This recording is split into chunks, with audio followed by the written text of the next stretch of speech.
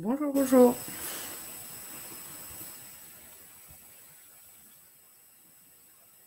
Salut, je suis là. Merci Alexia d'être avec nous aujourd'hui. Donc, c'est la semaine exceptionnelle avec, comme tu sais, plein de métiers qui sont présentés. Bonjour à tous dans le chat.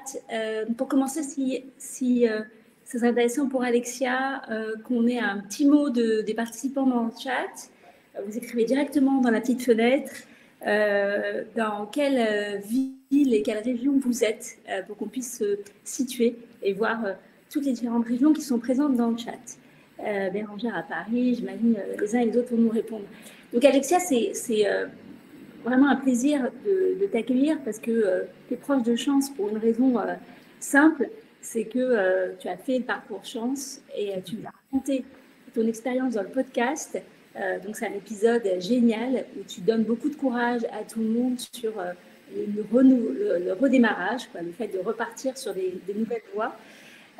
Donc moi j'aimerais d'abord commencer par juste raconte-nous ton parcours et là où tu en es aujourd'hui. Donc on est sur le live Customer Success Manager et aussi qu'on a aussi que tu nous expliques ce que ça veut dire. Donc tu peux donner une petite explication de ce métier et puis par ailleurs ton parcours jusque-là.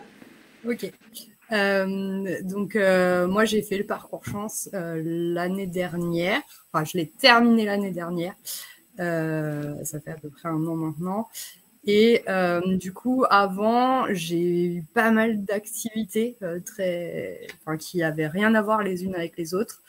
J'ai travaillé dans l'administration, j'ai travaillé en tant que commercial dans un club de foot, j'ai monté mon entreprise d'aide à la parentalité. Enfin voilà, j'ai fait beaucoup de choses.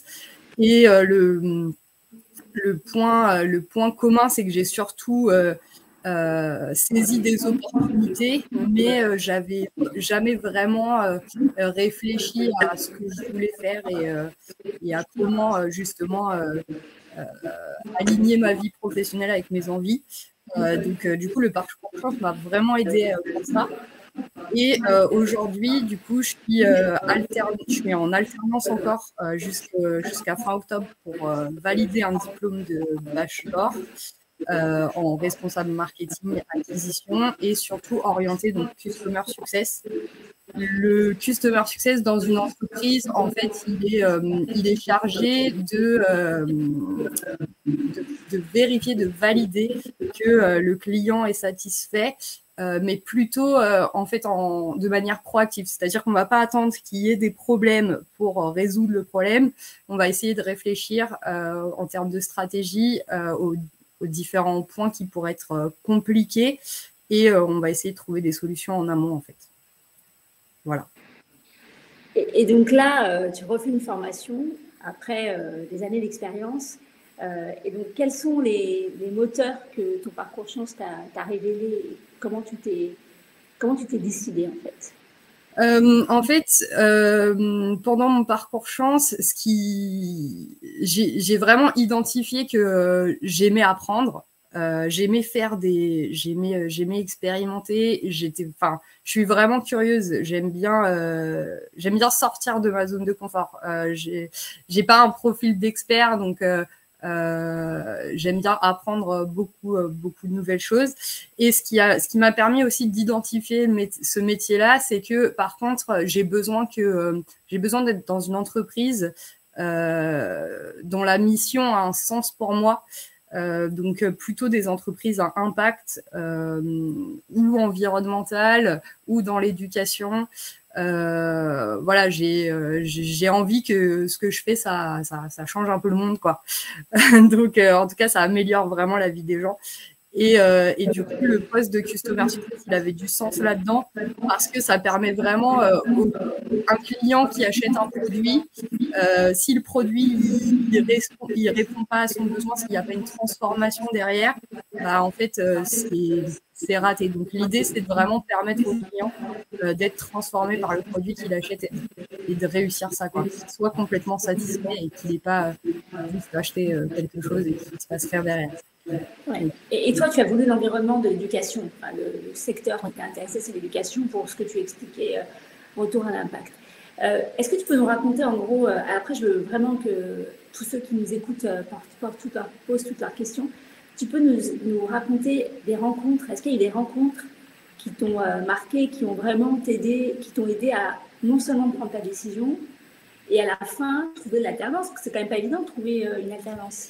Alors, déjà, la première rencontre, si je peux dire, ça a été Eric, le coach que j'ai eu avec Chance, parce que du coup, il y a eu quand même un vrai moment de flou au moment de choisir un peu un métier, et de choisir une voie. Il y en avait pas mal qui ressortaient, mais comme je voulais aussi, j'étais dans une situation, il fallait assez vite que je trouve des solutions. Du coup, j'ai regardé des offres d'emploi et notamment, j'ai regardé une offre d'emploi chez Chance, qui était une offre de Customer Success.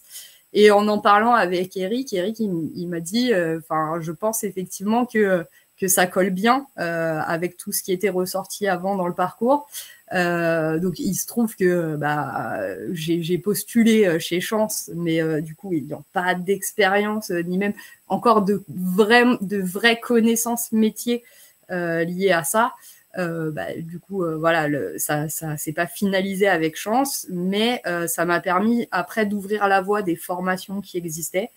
Et là, du coup, j'ai trouvé en fait une école qui proposait ça. Et eux, en fait, faisaient matcher les entreprises avec les candidats. Donc, j'ai eu la chance en très peu de temps de trouver donc l'entreprise dans laquelle je suis aujourd'hui et qui colle effectivement non seulement avec mes valeurs en termes de mission, mais aussi qui me permet d'explorer toute cette phase métier. Justement, la question d'Amina dans le chat, quelles sont les formations pour ce métier et quelle école tu as faite? Alors moi, du coup, je suis à Rocket School. Donc, il y a plusieurs campus en France. Donc, qui forment vraiment sur les métiers de l'acquisition client et aussi du succès client et de l'expérience client globale. Essentiellement dans les startups. Et tu disais que c'était un bachelor, ça veut dire que c'est un diplôme en combien de temps? Alors, en fait, on valide un bachelor en 1 an en alternance. Donc, il y a Donc, pendant 1 an, tu as les cours, comment ça se passe? En fait, j'ai eu 3 mois de bootcamp, donc vraiment 3 mois où j'étais vraiment en formation. Donc, c'était pendant l'été dernier. Et maintenant, aujourd'hui, je suis en alternance au rythme de 4 jours en entreprise et 1 jour à l'école. D'accord. Et la formation Rocket School, elle est payante ou elle est Non, en fait, elle est pas payée. Enfin, elle est payante, mais en fait, en général, c'est des profils qui sont à Pôle Emploi. Donc, c'est Pôle Emploi qui prend en charge le bachelor et ensuite, l'entreprise d'alternance prend en charge la partie professionnalisation. Super. Non, mais je pense que ça peut être intéressant pour tous ceux qui nous écoutent d'avoir ce niveau de détails pratiques. Alors, Justine nous demande en quoi consiste exactement ton métier, comment ça se traduit au quotidien? Alors, il y a 2 choses à prendre en compte, c'est que essentiellement, le métier de Customer Success, il est surtout dans des entreprises en B2B, donc qui vont vendre à d'autres entreprises. C'est assez rare de trouver en B2C. Moi, c'est ce que je fais actuellement. Donc, je travaille pour une application mobile de contrôle parental. Et mes missions au quotidien, en fait, je suis très, très proche des équipes produits parce que, en fait, la quasi-intégralité de l'expérience du client, elle se passe vraiment dans le produit. Donc, c'est-à-dire que ça va être leur expérience dans l'application qui vont faire qu'ils vont être plus ou moins satisfaits et surtout qu'ils vont percevoir la valeur, ce pourquoi ils arrivaient au départ. Donc, moi, comme je disais, l'application, c'est une application de contrôle parental. Notre but, c'est vraiment de permettre aux enfants et aux parents, de passer moins de temps sur leurs écrans, sur leur téléphone et d'introduire du temps éducatif. Au quotidien, du coup, j'interagis, comme je disais, beaucoup avec l'équipe produit. Je vais dire, par exemple, est-ce que je vais analyser comment les utilisateurs utilisent l'application, à quelle fréquence, dans quelle mesure est-ce qu'ils vont au bout ou pas de l'installation. Et du coup, après, avec le produit, on va travailler ensemble pour trouver des solutions et permettre aux utilisateurs d'être satisfaits. Ça peut passer par des appels, ça peut passer par aussi des notifications pour essayer de les activer, de leur faire adopter la solution, les accompagner dans l'utilisation, etc. Voilà. D'accord. Bérangère nous demande, ce poste existe-t-il que dans des grands groupes? Non, justement. En fait, au niveau de la stratégie vraiment business, c'est intéressant pour des entreprises, même dès le départ, d'avoir des customer success parce que, en fait, ça va coûter moins cher à l'entreprise de garder un client plus longtemps plutôt que d'aller en chercher des nouveaux qui vont peut-être pas rester longtemps. Et en fait, du coup, c'est vraiment un poste clé parce que ça permet vraiment d'optimiser la rétention du client, d'avoir aussi un côté, si un client est satisfait, on va lui demander peut-être, par exemple, d'en parler autour de lui. Voilà, on peut agir vraiment à différents endroits. Et le customer success, il agit vraiment à partir du moment où le client devient un client. Comment on fait pour le garder le plus longtemps possible, pas sous contrainte, hein. Comment on fait pour qu'il soit satisfait et qu'il ait envie de rester le plus longtemps possible et d'en parler ensuite autour de lui pour faire venir d'autres clients à moindre coût parce que l'acquisition, ça coûte cher. Bien sûr. Donc, ça serait dans des groupes qui n'utilisent pas ce terme, ça serait relation client, responsable relation client. Qu'est-ce que tu dirais? Ouais, ça va être en fait responsable de l'expérience client. D'accord. Parce qu'on va vraiment travailler de manière à optimiser l'expérience du client pour qu'il y ait moins de friction possible. Exactement. Une question de CNO. Est-ce que vous avez fait une formation en sales auparavant? Donc, formation, Alexia a répondu, elle a fait une formation à Rocket School. J'avais pas de formation commerciale avant. J'ai fait 3 mois en tant que commercial, mais comme ça, sans formation. Donc non pour le coup. D'accord. Donc, en fait, quand tu as fait ton parcours chance, tu as été familiarisé avec cette notion des... Oups.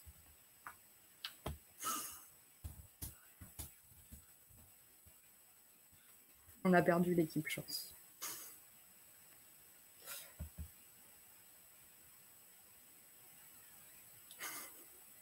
Problème technique, vous m'entendez? Oui, c'est bon. Voilà, je suis de retour, excusez-moi. Ça a arrêté bizarrement, j'étais la première surprise. Donc, dans le parcours chance que tu as fait, tu as été familiarisé avec cette notion de 4 piliers qui sont les 4 piliers pour trouver le sens qui te correspond. Et dans ces 4 piliers, le métier fait partie, mais il y a 3 autres piliers, et notamment l'environnement et les impératifs, et par ailleurs la finalité. Moi, j'aimerais savoir, dans tes impératifs de jeune maman, comment ton métier s'inscrit et qu'est-ce que tu avais exprimé dans tes impératifs, c'est-à-dire qu'est-ce qui était non négociable pour toi quand tu as décidé d'être Customer Success? Alors, dans mes impératifs, j'avais quand même le fait de pouvoir être flexible sur notamment le télétravail. Parce que donc moi j'ai 2 enfants et je suis séparée du papa, donc je les ai en alternance. Donc on a de manière intelligente fait l'alternance par jour de la semaine pour que ça s'adapte chacun à 2 horaires de télétravail. Mais je suis en termes de distance, je suis à 60 km de Paris. Donc, s'il fallait que j'aille tous les jours au travail, ce serait pas possible. Après, clairement, en termes de salaire, j'ai fait des grosses concessions. J'ai vu à l'avenir surtout parce qu'en fait, pendant 1 an, je suis en alternance, donc je sais que mon salaire, ce sera un salaire d'alternance. Mais par contre, je me suis dit, ok, je capitalise maintenant pour l'avenir sur un poste qui va me permettre en finalité d'avoir un salaire qui me permet de vivre confortablement avec mes enfants. Oui, et c'est très intéressant ce que tu dis et très important pour tous les parents qui sont dans l'audience parce qu'effectivement, tu as choisi pour l'avenir, tu as fait un choix sur l'avenir et tu as surtout eu cette réflexion de télétravail. Enfin, tu voulais du télétravail à plein temps, c'est ça? Pas à plein temps, enfin pas forcément à plein temps, mais en tout cas sur les jours où j'ai mes enfants, il fallait que je sois en télétravail parce que voilà, les horaires d'aller-retour correspondaient pas aux horaires d'école et de centre et de garderie. Donc voilà. Et donc, tu as trouvé que dans ce métier, il y a plus de flexibilité sur le télétravail? Oui, en général, de plus en plus dans les startups, il y a quand même une certaine flexibilité. Il peut y avoir, au départ, nous, on avait fixé 2 jours de télétravail ensemble. Finalement, au bout de quelques mois, il s'avère que je peux être quasiment tous les jours en télétravail, sauf les jours où je vais à l'école. Mais du coup, c'est vrai que dans les startups, dans la tech, en tout cas, c'est possible. Après, ce job est présent dans plein de boîtes et pas forcément que des startups. Et c'est peut-être pas du tout la même règle dans des grosses boîtes par rapport à des startups, mais c'est intéressant pour tout le monde de savoir que c'est possible pour ceux qui ont des contraintes comme toi, d'avoir accès à des opportunités, à des métiers sur lesquels le télétravail est possible. Pendant que Clémence pose sa question, je voudrais te demander qu'est-ce que tu aimes le plus et quel est le truc qui est le moins glamour, où tu es un peu plus... bon, pas déçu, mais ça fait partie du job, mais c'est pas le truc qui t'amuse le plus. Alors moi, ce que j'aime le plus, ça va être vraiment le côté stratégie et stratégie business. C'est-à-dire que en fait, le customer success, il a vraiment un impact sur le revenu de l'entreprise. Et en mettant en place les bonnes stratégies, on voit vraiment les résultats très rapidement.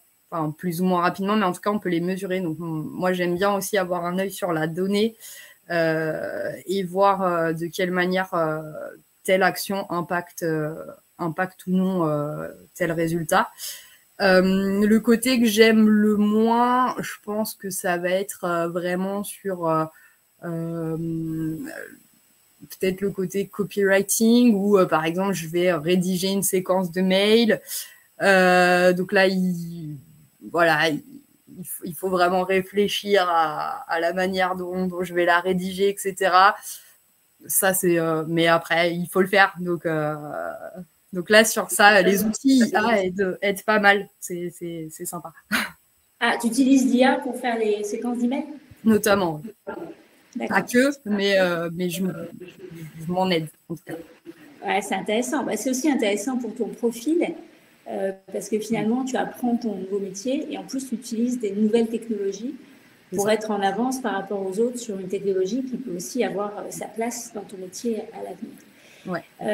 Deux questions de Clémence. La première sur est-ce que tu fais sur tes échanges, est-ce que c'est plutôt du téléphone ou de l'écrit? Alors, donc nous, on a lancé l'application en janvier. Donc, c'est une application qui est encore récente et on a beaucoup de recherches utilisateurs à faire, c'est-à-dire comprendre qu'est-ce qui plaît aux clients, qu'est-ce qui leur plaît moins pour améliorer le produit. Et du coup, depuis mars, c'est assez étonnant dans le monde des applications, mais on demande aux utilisateurs de nous donner leur numéro de téléphone et on les appelle. Donc oui, j'ai des échanges avec les clients, mais je pense qu'en B2C, c'est pas forcément dans ce métier-là la norme. Et en fait, on a mis ça en place parce que par mail, on n'avait pas de réponse. Donc voilà, il fallait absolument qu'on puisse avoir des retours, savoir ce qui leur plaisait, ce qui leur plaisait pas. À terme, c'est pas quelque chose qu'on va garder parce que quand on aura 100 000 utilisateurs, ce sera pas possible. Mais par contre, on a aussi, je gère aussi du coup le support. Donc, quand ils ont des demandes par rapport à l'application, par rapport au prix, etc., là, du coup, on va avoir des échanges par écrit avec les clients. Mais dans tous les cas, on va garder quand même cette recherche utilisateur parce que à partir du moment où on crée un produit, c'est important. Et le customer success, même si la recherche utilisateur elle est faite par l'équipe produit, le customer success, il a quand même ce côté de la voix du client, etc. Donc c'est important que les équipes produit et customer success, à mon sens, travaillent ensemble. Tout à fait. Et quand tu disais B2C, je précise pour tout le monde, ça veut dire grand public par rapport à B2B qui est dédié aux entreprises. Clémence nous demande quel salaire on peut espérer avec de l'expérience dans ce métier. Moi, les salaires que j'ai vus sur les offres d'emploi, en junior, on peut espérer commencer aux alentours de 32 000 bruts annuels. Honnêtement, j'ai vu une fourchette entre 32 et 40 000 bruts. Ça fait à peu près entre 1008 net et 2005 en junior. Après, sur le senior, j'avoue que j'ai pas... je pense qu'au-delà des 50 000, ça me paraît compliqué. Après, on est plutôt sur vraiment de la stratégie de croissance. Donc, c'est pas tout à fait du customer success. Mais... D'accord. Sur la partie formation, donc le bachelor que tu as suivi, tu peux nous redonner le nom? Oui, je suis en train de l'écrire justement. Donc, c'est un bachelor de responsable marketing en acquisition digitale. Donc à Rocket School, avec un financement Pôle emploi. Oui. Merci Alexia. Alors, la question de CNO que tu lis là, je la répète pour tout le monde.